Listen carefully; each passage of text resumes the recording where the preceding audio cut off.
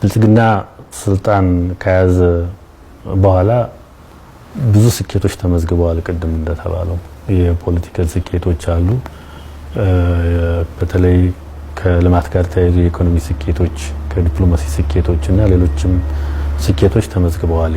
ከፖለቲካ ስኬቶች ውስጥ አንዱ ፓርቲው ኃይል ያሰባሰበ ኢትዮጵያዊነትን ላይ ትኩረት ያደረገ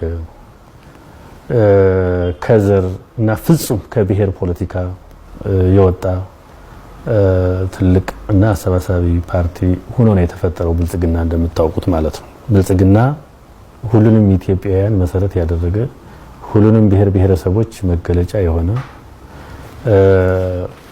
ኢትዮጵያዊነትን በተለይ ህብረ ብሔራዊነትን ብሔራዊ አንድነትን ሁሉንም ብሔር ብሔረሰቦች ያማከለ የያዘ አሳታፊ ያደረገ የተፈጠረ እውነተኛ የኢትዮጵያውያን ፓርቲ ነው ማለት ነው።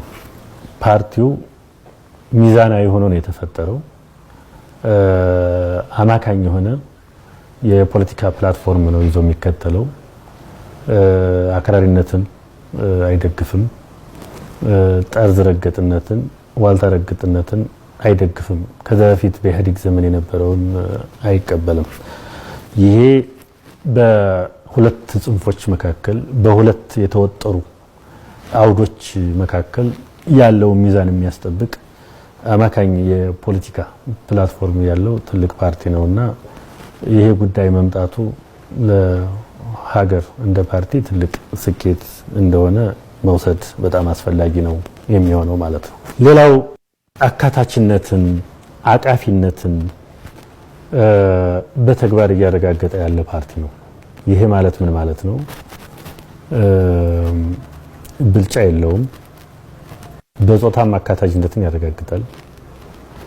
አጠቃላይ በፖለቲካ አውዱም አካታችነትን መሰረት አድርጎ የሚሰራ ነው። ብዙዎችን የፖለቲካ ፓርቲዎች አሰባስቦ በጋራ የሚሰራ ፓርቲ ነው። እውነት ለመናገር እንደ ድሮው የዚህ ክልል የዚህ አካባቢ የፓርቲ ተወካይ የሚለውን እሱን ትቶ አካታችነትን መከተሉ በዚህ ሀገር ላይ ትልቅ ስኬት ነው ማለት ነው።